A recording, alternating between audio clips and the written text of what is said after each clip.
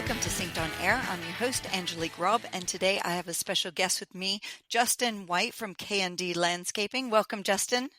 Angelique, thank you so much. It's exciting to be here today. I'm so glad to have you on in the lead up to our event, and there's just so much to talk about. Where will we start? Do you want to just start with, a brief history Yeah. of who you are and where you've been and where you are now? Yeah. Well, and that can take us 45 minutes in itself. So let me summarize a little bit of the history and where we went. So I'll start with the footnotes going way back when my parents started K&D Landscaping back in the late 80s as just a need to make some extra money on the side.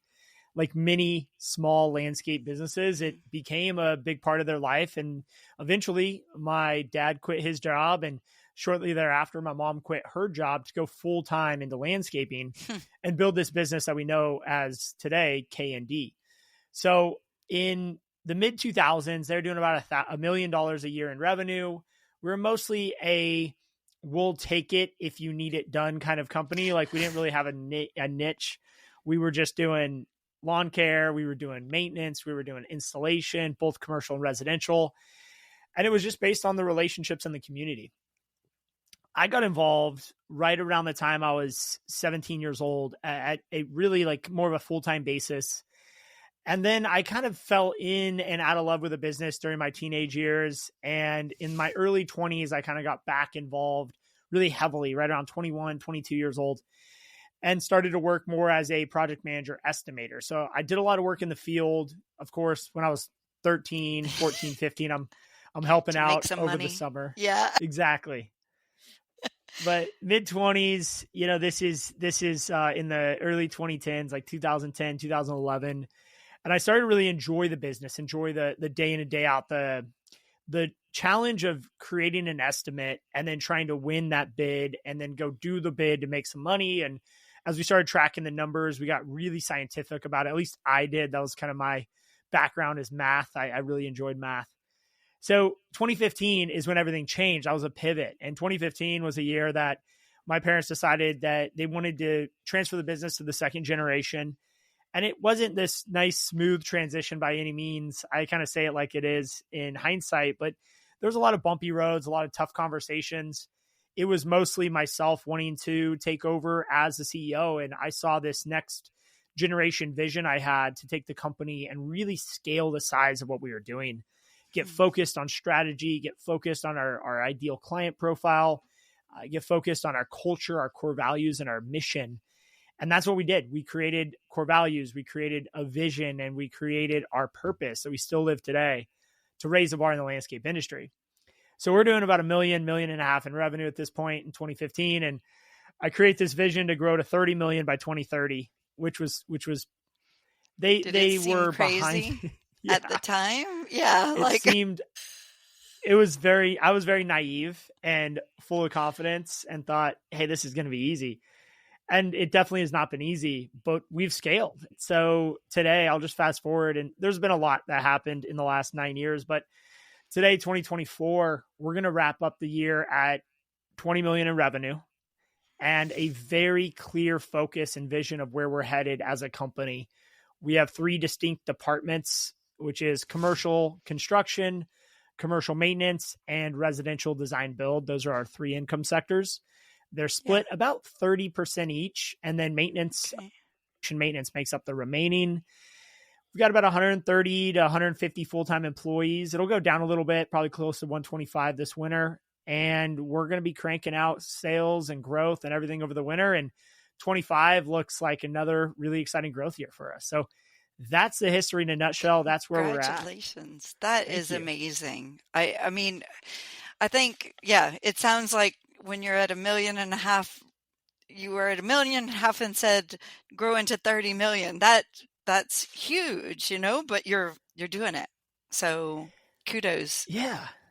I talk a lot about vision, and that was something that I look back on. I didn't know it at the time, and I'm still working on that. But the idea is if you have a clear idea of where you want to go and you take the right actions every day to get there, and you're just relentless on your march to get there, your team eventually gets on board. And those who don't get on board will voluntarily get off board. So it's kind of this mission of mission critical. Here's our goal. Here's where we're going. And those who are excited for it will help work and be a part of that future growth. And those who don't align with the change and the growth and the disruption will, kind of selectively move themselves out of the company. And you end up with a company that's very aligned and engaged around the core vision. The challenge is if you don't have a vision and you don't know where you're going, and you can't articulate that to the team, they have nothing to rally around. And I think that's the biggest issue with a lot of cultures today is the lack of a North Star, the lack of a vision. Yeah, very interesting. And, some people say, well, maybe you just need to niche down as well, but that's something that you haven't really niched down. You have these 3 divisions, but, that's what I've heard some people say. Yeah. But it's interesting that you say it's more about the vision and the culture. Yeah, I think it's important to niche down. And I think if I could go back to 2015, we would have done one thing really, really well. And we would have just been disciplined around that. I know some of my friends and colleagues who have done that and they've been very successful. But on the other side, I know we're a good example. I know a lot of others who don't do multiple sectors and multiple types of service and one in business, and they're also successful. So I think it's less about you have to have a niche or you don't have to have a niche. It's more, I think, around the vision and the goals that you want to accomplish. So it's more about being intentional, I think is what I'm saying, versus just trying to do everything or trying to do one thing. Whatever your plan is, just stick to it and try to make it work. Yeah. Oh, awesome. Well, it's definitely working for you. And we're super excited to have you speak at our Sync Live event in 2025, January 2025. So do you want to give us a rundown of what you're going to be talking about? I would love to. And Angelique, I'm so excited around the date of this event because I think January is such an opportunistic time to create plans for your business and your personal life. Yeah. And often we try to, I think, set these really big goals at the beginning of the year, and then we kind of lose those throughout the year. So the best part about this event, I believe, is going to be the people that are going to be attending and the motivation and inspiration we're going to have right off the bat, 2 weeks in to January. We're going to have this big event where everyone's coming together to just push themselves a little bit. So I'm excited about a lot of things. So let me tell you a little bit about the topic we're going to be talking on, or I'm going to be speaking about. So the idea is this 8-figure playbook and this 8-figure mindset to go along with it for the leaders and the leadership team. We believe over the last 10 years that there's a system to growth and a system to scalability. And there's 8 areas, or what we call the 8 pillars of this 8-figure playbook. So what we're going to be doing in the talk is I'm going to be explaining the playbook, explaining these 8 pillars of areas that you need as a leader to spend time in. And then I'll be going into each one, kind of giving some ideas of how we have used, let's just take, for example, marketing. And we have used marketing to scale our company, and we've used marketing to attract employees, and we've used marketing to retain employees, and just kind of tie everything together. So it's basically going to be a checklist that you can go through as a leader on a weekly basis and just ask yourself, hey, did I spend time on the vision this week?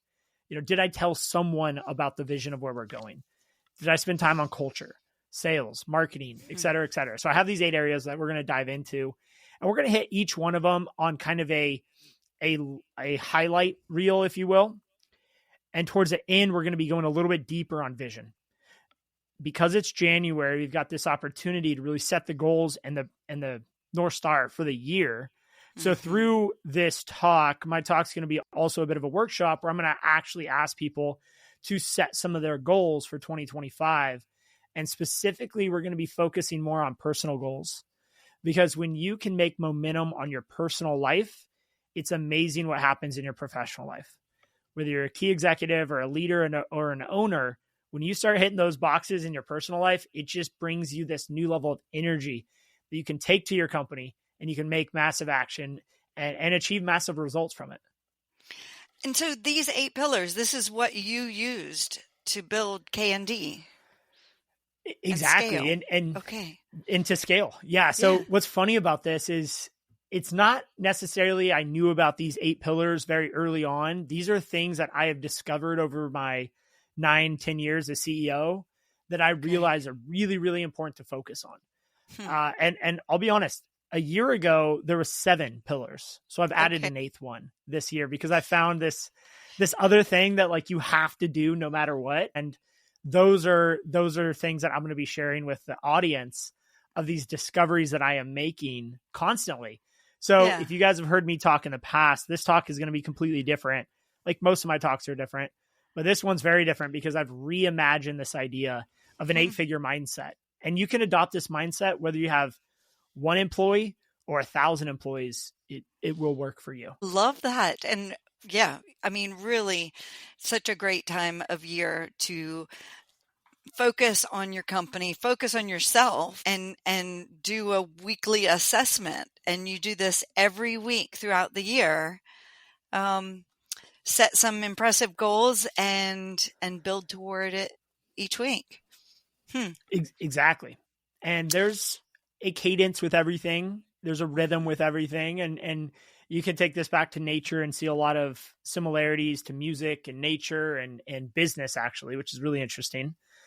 And so what we've discovered in a lot of this, I don't know if you call it research or what have you. I've just talked to a lot of people and I've heard a lot of things. I've kind of summarized and synthesized this. But what I've realized is if you can break your year down into quarters, into these like 3-month segments, which that means there's 4 quarters in a year. And then you break those down into 13-week segments. There's 13 weeks typically in every quarter. So you start and you take a year, you break that up into 4, and then you take each one of those 4 buckets and you break that up into 13. Mm-hmm. And you just focus on doing the most you can every single week and make sure that your actions are in line with where you want to be at the end of the quarter at like this 13-week sprint.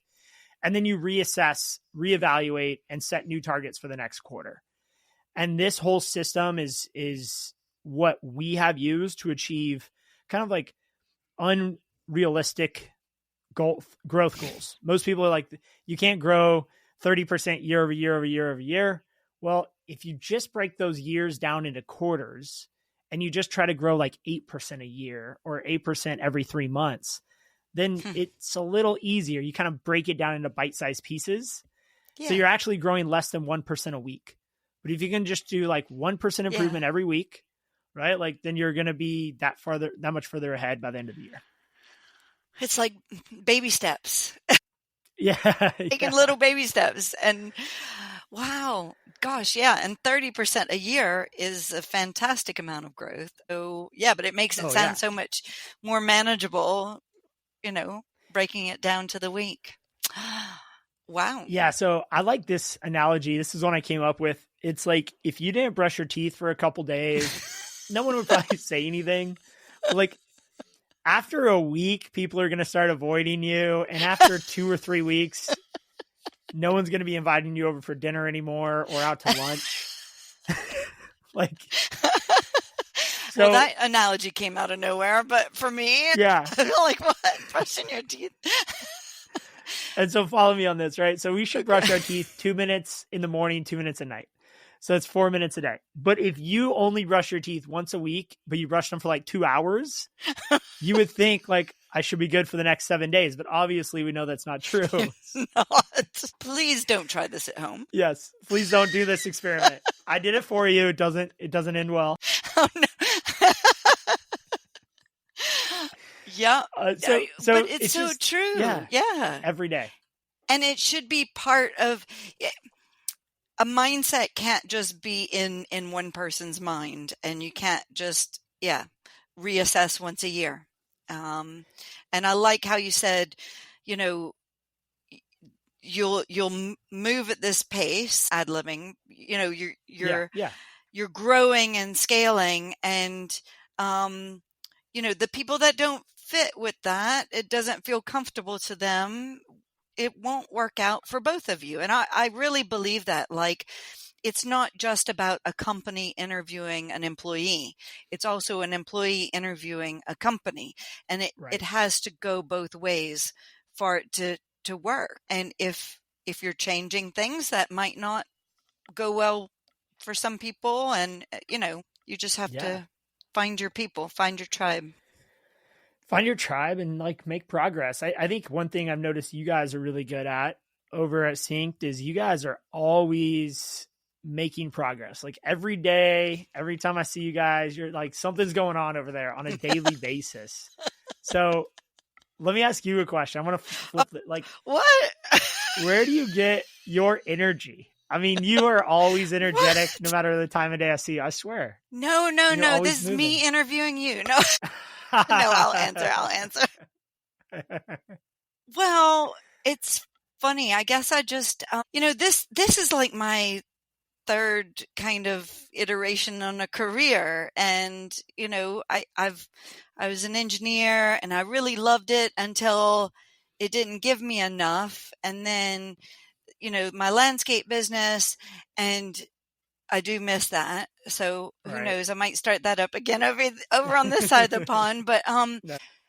but I think I've really last week I was in Atlanta and I met like 100 business owners over there, and some of these guys, mostly guys, some women, but mostly guys, some of them had just started their company like Yeah.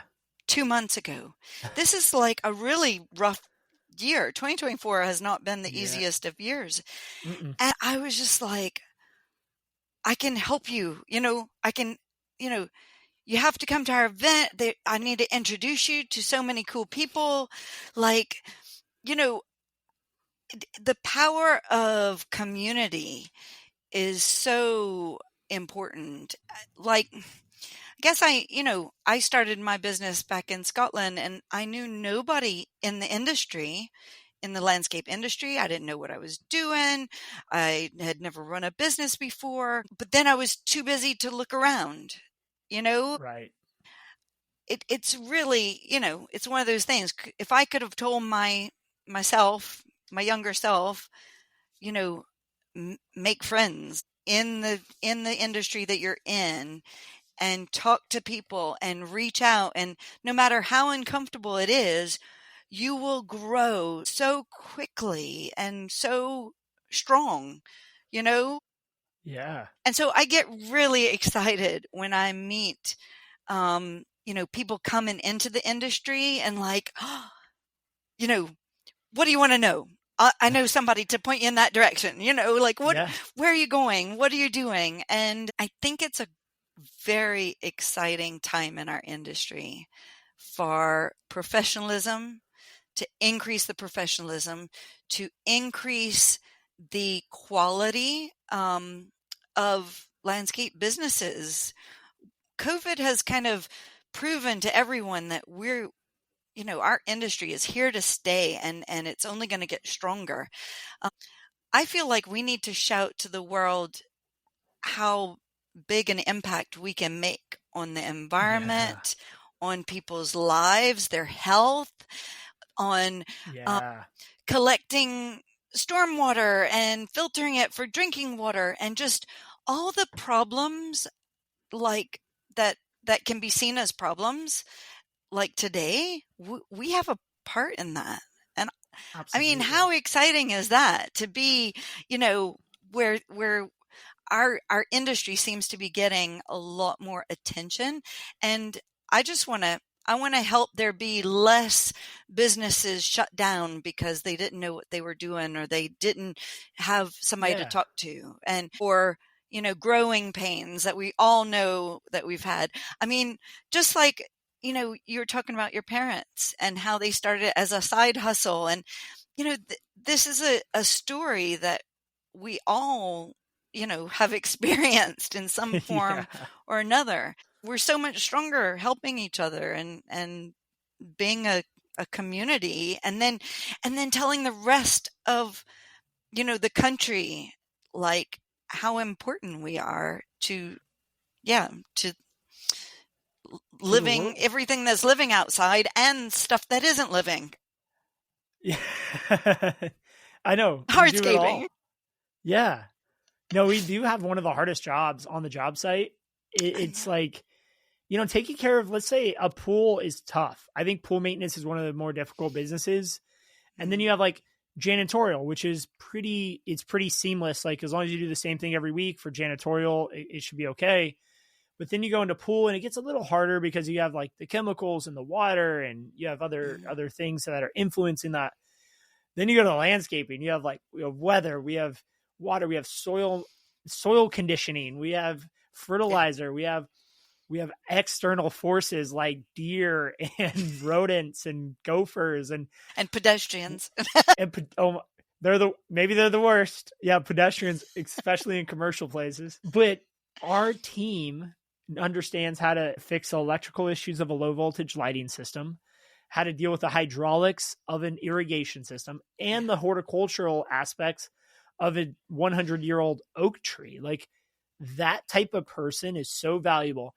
Yet historically, landscaping has always been the lowest paid trade in most places. So I've been on this mission since I could remember. I was like 16 working for my dad.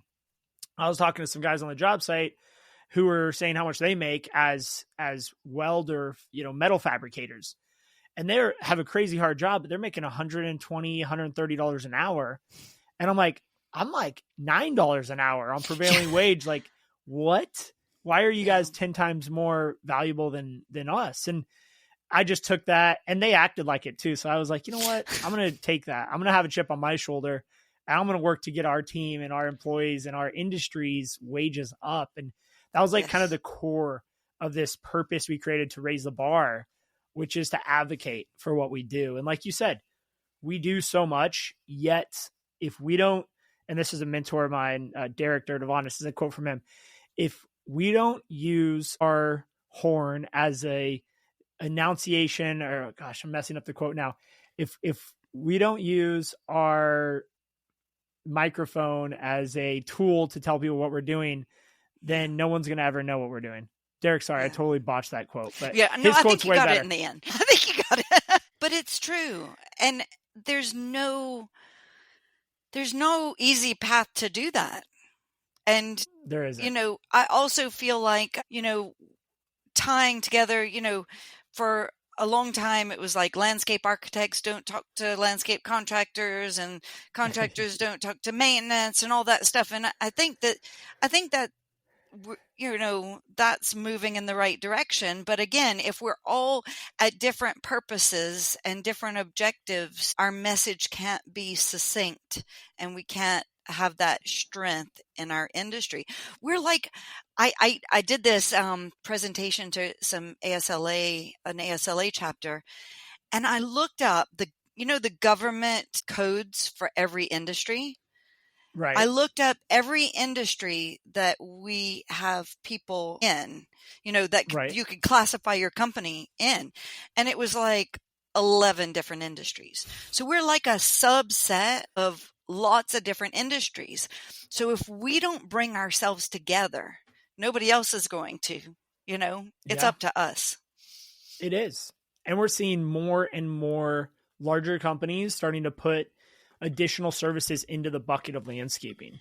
We're seeing a lot of grading and hydro seeding from the construction side, drainage. From the maintenance side, we're seeing a lot of janitorial and, like I said, pool maintenance and other exterior and obviously interior maintenance being kind of created within these companies. Because if you can do landscaping maintenance really well, you're probably going to be good at everything else. Yeah, you can do interior scaping. You can, I mean, there's so many things. And we have this challenge of Mother Nature that's always above us when we're working outside. So it makes it easier if you go inside every once in a while. Yeah, especially today. It's dumping rain down here in California, which is, we need it, but it's pretty rare out here on the West Coast. We don't get a lot of rain. Well, and so tell us more about what happens in January for you. Yeah, we have so much going on. And so the landscape company has been great and we've learned so much, and that's continuing to grow rapidly. And I have an amazing team there, and my COO, John, it's all part of my 8-figure playbook, right? But like, I've got a really amazing COO who is, if you look at his day-to-day, it probably looks like the average CEO day-to-day. So he really is running the company day in and day out. my job is truly the visionary, to be out in the front of the company 2, 3, 4 years ahead. And so what I'm seeing in 26, 27, and 28, as I'm spending time in these areas, I'm seeing this really rapid change in our industry and this need to communicate and sync up this idea of what is going on, because we just had 10 new software companies launch in the last year. And what do they all do? Should I be using them? Should I be not using them? And then you go outside of our industry and you look at companies like Ramp and Salesforce and Workday. And I'm in the Silicon Valley, so I see a lot of these startups. I read all the magazines that come out of the Bay Area, and there's always a new software startup, like every single day, maybe every week at least. So we need to be on our toes around technology. And then what I'm realizing, on top of technology change, which is rapidly moving, we have a generational transition. I think the baby boomers typically, who are between 60 and 78 right now, most of them have done themselves a bit of a disservice by not transitioning the leadership and the day-to-day as quickly as they could have, or even just starting it with the next generation. So whether it's a family member like son or daughter, or it's a key executive that they want to promote into the CEO position, the baby boomer generation is holding on to things because, frankly, I don't know what the statistic is, but I know it's in the 85% of these individuals do not have a clear retirement plan. So their business is their retirement plan. But as soon as they stop working and they sell a portion of it, then they lose that. They lose that steady income. So we have this really big crisis happening, and we're going to be in a position where those individuals will be retiring, whether it's by choice or otherwise, or their husband or wife's like, hey, you got to stop working. I mean, you just turned 70 and we want to actually travel.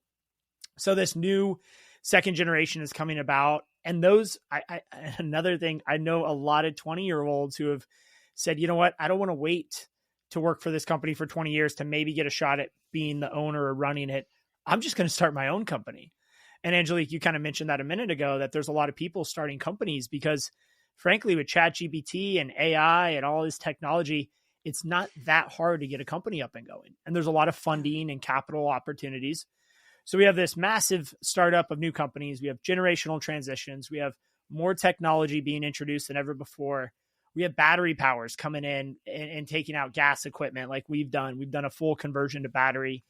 The list goes on and on.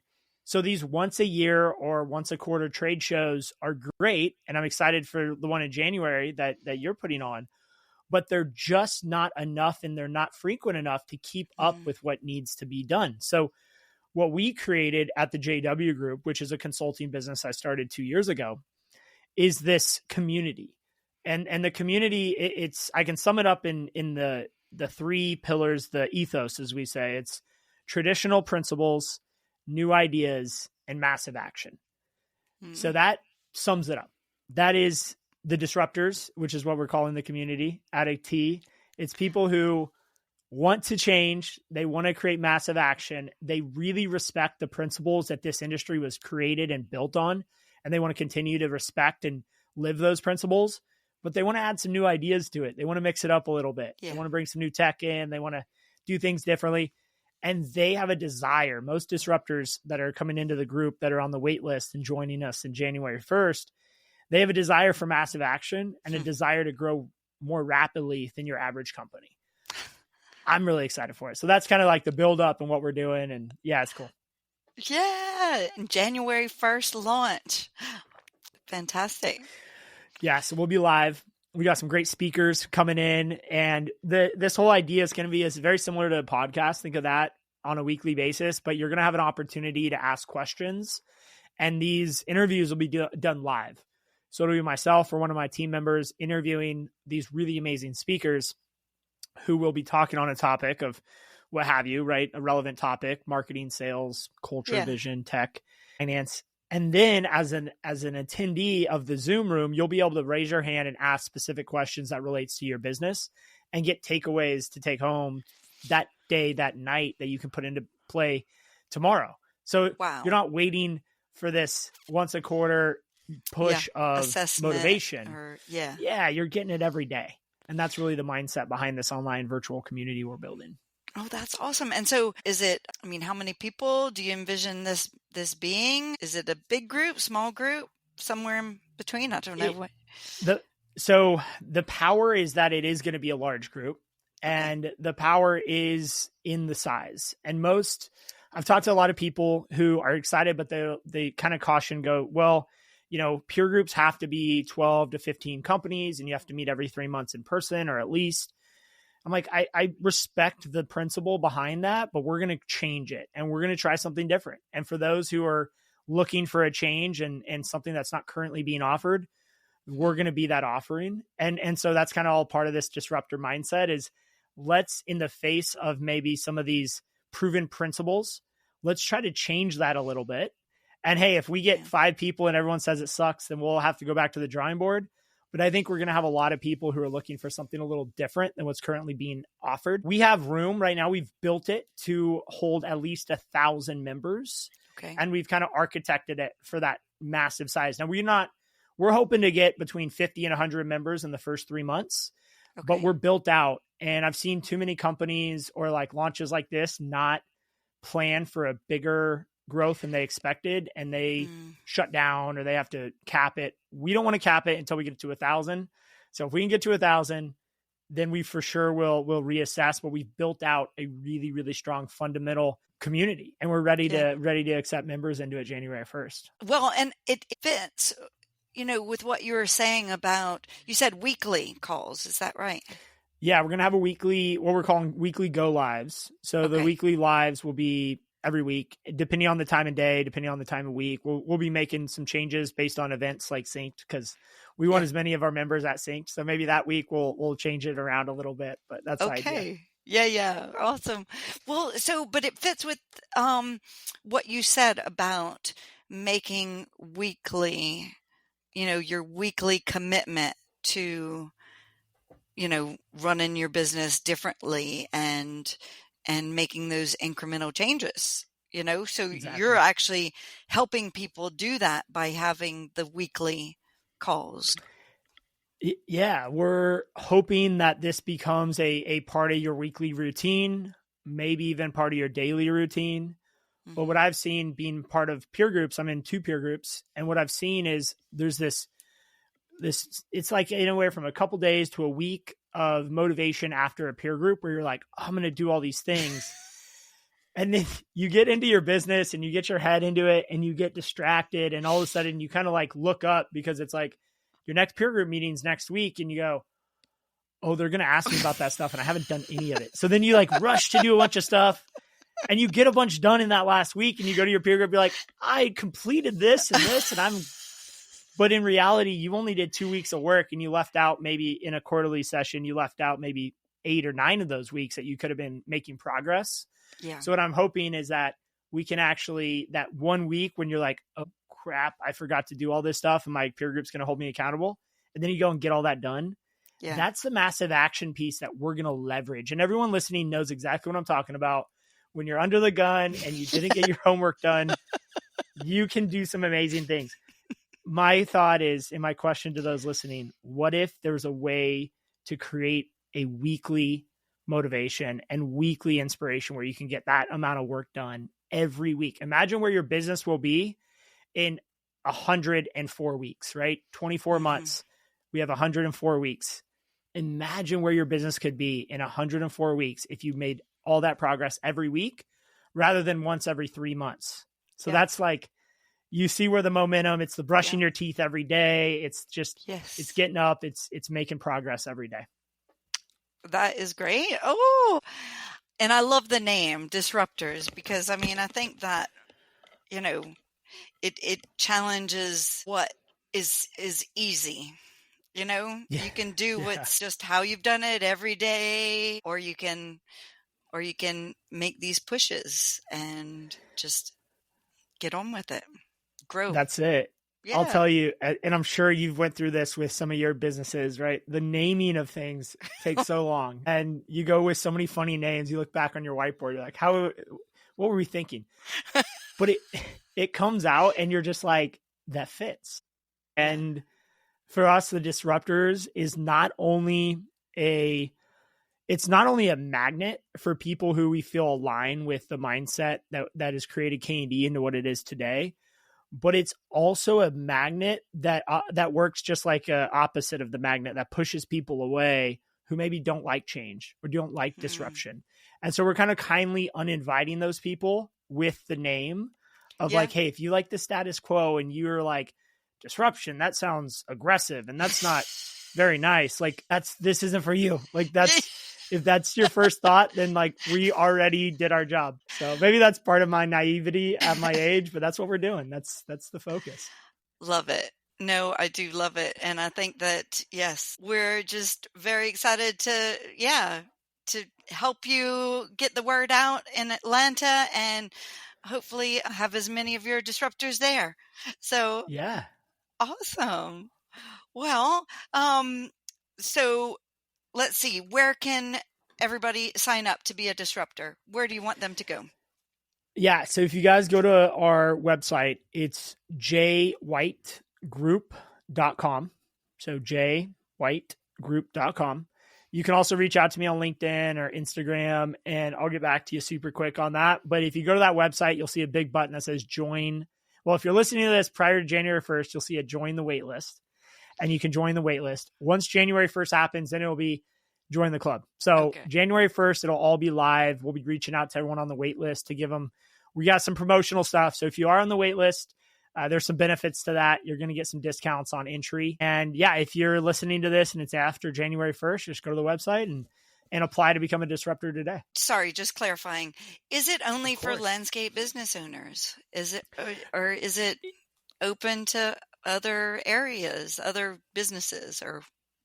Yeah, it's a great question. Well, we've been very intentional about it being focused in the landscape industry. Okay. However, there's a lot of trades, like we were saying earlier, that are very similar, or they're within our ecosystem.